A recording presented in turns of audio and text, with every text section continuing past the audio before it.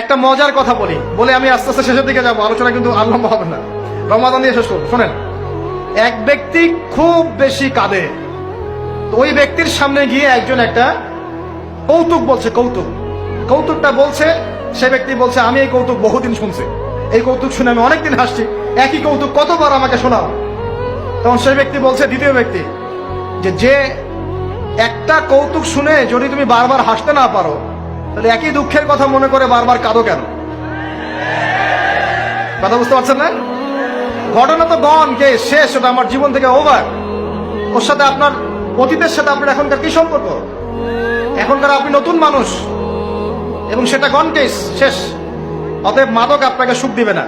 সেজদা, অজু করে সেজদা মানে নামাজ, এবং দুই সবচেয়ে আমার সবচেয়ে ফেভারিট জিনিস, সেটা হলো আল কোরআন তেলাওয়াত।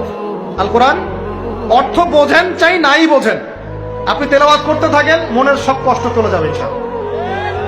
এমন একটা শান্তি ফিল করবেন, এই শান্তির কথা যদি ওই যে পশ্চিমারা জানতো না, তাহলে এখানেই বোম মারা শুরু করতো আর কি। কথা বুঝতে পারছেন? আল্লাহ আমাদেরকে বোঝার তৌফিক দান করুন।